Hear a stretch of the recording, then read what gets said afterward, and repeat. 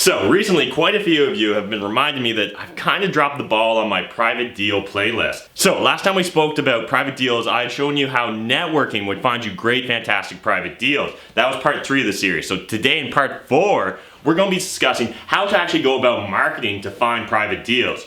How are you going to get people that have private deals to approach you with those fantastic deals so you can make more money in real estate investing and find those fantastic burrs or flip opportunities where you're buying the property for 40 to 60 cents on the dollar? Let's just jump into it. So originally this was way more popular in the US than Canada, but it's starting to really take off in Canada as well. This idea of we buy houses, I buy houses, cash, fast closing, any condition. And the reason as real estate buyers that it doesn't matter to us is those problems are actually great opportunities for profit. And so I know you guys already know that private deals are the best way to get the best, most profitable real estate deals. So it all comes back to that information asymmetry that we talked about in part 1 and part 2 of the series. If you haven't already seen that series, click that I and watch the entire playlist. I think it's really valuable. I think it's one of the best resources on the internet for finding private real estate deals. If you disagree, jump in the comment section down below and tell me what I got wrong. But let's focus on marketing today. So there's a bunch of different approaches to how you can market to let the world know and let potential sellers know that you're looking for private real estate deals. But before we start marketing or advertising the fact that we want to buy private deals, let's focus on what our message is. And so you're going to see a lot of common themes when it comes down to marketing to find private deals. And those common themes are I or we buy houses. So almost every one of these marketing campaigns that you're going to see in North America will state I, we, us, company buy houses. And so often that marketing message is also going to discuss how they'll buy it in any condition. Leaky roof, sinking foundation, structural issues, electrical issues, plumbing issues. As a private real estate deal buyer, we don't care because those problems are actually opportunities for profit. You guys hear me talk about it always on this channel. But it's important that you make your marketing campaign focus on the fact that you buy houses and then you buy them in any condition. In addition to that, a lot of these private sellers want to either sell fast or they want a really quick closing date. They're sick of the property. Maybe they inherited it. Maybe they're just in a bad financial situation.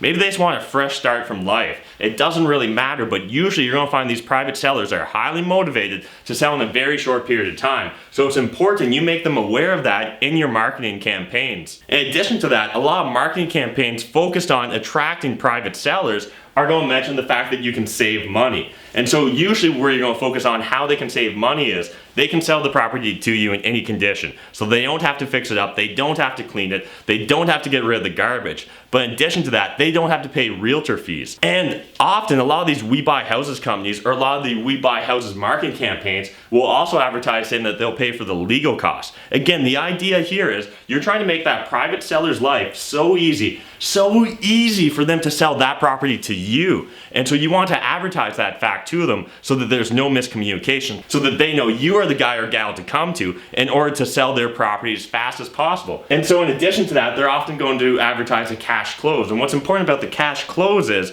it creates a sense of confidence. It creates a sense of trust. It makes you seem serious. It makes you seem like a professional buyer. And now, here's a dirty little secret. A lot of the people that advertise that they do cash close, they actually can't do a cash close, or even if they can do a cash close, they actually usually won't. They'll actually still go and get financing on the property when possible, whether that's a hard money finance or a traditional lender, but they're advertising that they can do a cash close, which is going to create more confidence in that private seller. What I'm trying to tell you here is it's very important that you craft the right narrative to make the seller comfortable to selling their private property to you. You want them handing this deal to you on a silver platter. And the reason they're going to do that is you're going to come off as a professional.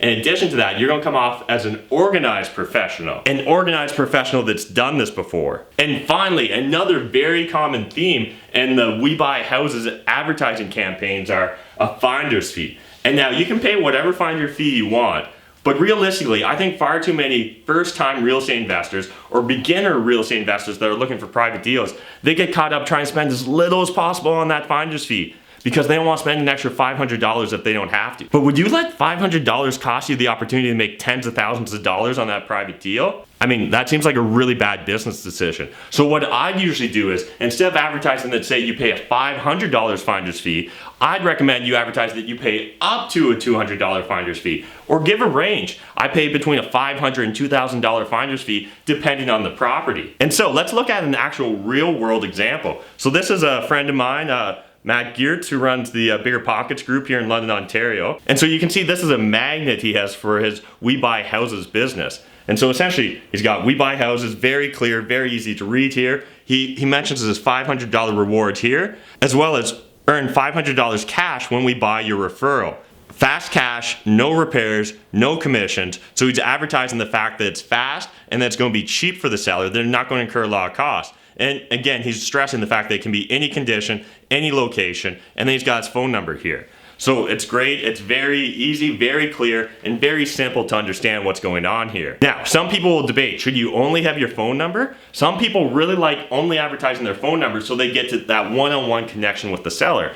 But some sellers don't want to talk to you on the phone, or they're a little skittish on the phone, so sometimes having your email address can be a great approach as well. You know, it's really going to come down to your personal preference and what your experience and market dictate. Personally, I would usually include both, but I definitely understand why Matt only has the phone number, because sometimes you want to be able to get that seller on the phone immediately, because it's much easier to build that personal connection. It's much easier to get a full scope or full understanding of what's going on in their selling situation, which is going to let you find that win-win faster. All right, so we know what you're going to say, but where are you going to say it now? Where should you advertise, and how should you advertise that you're looking to buy houses, any condition, fast close, cash close, and you're going to make the seller's life easy? So when it comes to how to advertise your message that you buy houses privately and that you're a We Buy Houses sort of buyer, well, the most common approaches are magnets, flyers, business cards, signs, yellow letters, bandit signs, Kijiji, Craigslist, or local paper ads, as well as website funnels. So we're going to take a look at each of these.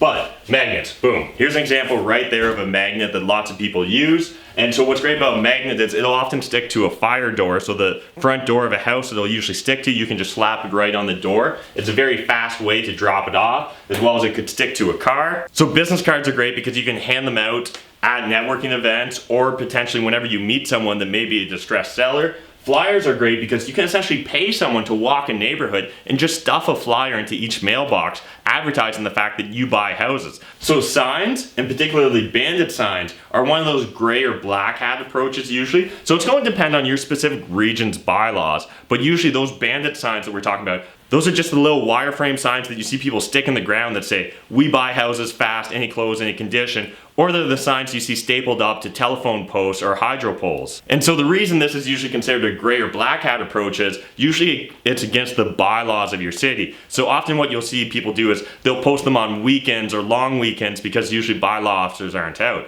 Now, it really depends on your business approach and what you're trying to accomplish, whether you want to take that approach. But I'm just trying to make you guys aware of the different approaches that real estate investors are using today. You decide whether you want to break your local bylaws. I'm not telling you what to do. And then yellow letters. Yellow letters are a really interesting approach. And now these letters don't literally have to be yellow, but the idea is usually it's a handwritten letter that's been photocopied that's going to be dropped off in different mailboxes. And it's going to say, dear homeowner, I've been looking to buy a house in your neighborhood for a while. I haven't found the right property. Or it may still even advertise the fact that you buy houses cash. There's a few different approaches you can use to these yellow letters, but the idea is these yellow letters are going to be more unusual than the usual ad mail or flyers that get stuffed in someone's mailboxes, so it stands out a bit more. It maybe creates a bit more of a personal connection. And now there's whole articles and videos and books dedicated to the idea of yellow letters and bandit signs, and there's all sorts of minutiae you can get into. I recommend you play around, do some A/B testing, make a couple different styles of letters and see what works for you, what gets results. And so usually the way these yellow letters are kind of dispersed is you'll simply find someone, you'll maybe pay them between anywhere from like a penny to 10 cents a house, and they're going to go put that flyer or that yellow letter in the mailbox. And then in addition to all these different forms of physical advertising you can do, you can also advertise on Kijiji, Craigslist, or your local paper. And what's great about Kijiji or Craigslist, you're talking about zero barrier to entry, zero cost to actually start creating those ads. immediately you can create a funnel of potentially motivated sellers without spending $1 on advertising. That's a great approach if you're just trying to dip your toe into real estate investing, or maybe you're playing around with the idea of becoming a wholesaler of private deals. As well, don't discount the value in local papers. At first, a lot of people will scoff and say, I never read the local paper, so why would a motivated seller read the local paper? But think about what's the average profile of a seller in the market you're targeting. Maybe you're targeting a small rural town where the local paper or where the local populace consume a lot of their media or a lot of their content through that local paper. And in addition, the people that read the local paper may fit right inside the target demo of the people you're trying to buy distressed properties from. So a lot of people that read the local paper may be in a demographic that's older. They maybe own their house for a long time. They maybe have a lot of equity built up in that house. And so that's a great opportunity as a private buyer of real estate, as we discussed in the earlier videos. Again, click that eye if you haven't watched the previous playlist, because they're going to fill in a lot of the details on this subject matter. And finally, website funnels. So you should also probably have a We Buy Houses, whatever your city is, .com or .ca to help your SEO, as well as simply to start driving people to it. You can as well put that on your magnets or on your different marketing campaign materials. That's a high-level introduction into how to go about approaching marketing We Buy Houses, or how to go about approaching marketing to find private real estate deals, so that you can find those 40 to 60 cent on the dollar deals, so you can start flipping or burn your way to real estate success. I know between my personal network and group of friends that all these different approaches have been tried and tested, and everyone seems to have different results. But I'd love for you guys to jump in the comment section down below and let me know, what approaches have you actually used? Where have you seen success? Or what approaches do you think you're going to implement once you start trying to become a private buyer of real estate deals? So jump in the comment section, share your experience, smash that like button if you haven't already done so, hit that subscribe button if you're not already subscribed, and YouTube once you check out these videos. But until next time, remember, I'm Matt McKeever. Making money is a team sport. There's more than enough money out there for us to all make it, but if you're not saving it, what's the point, guys? Thanks, bye!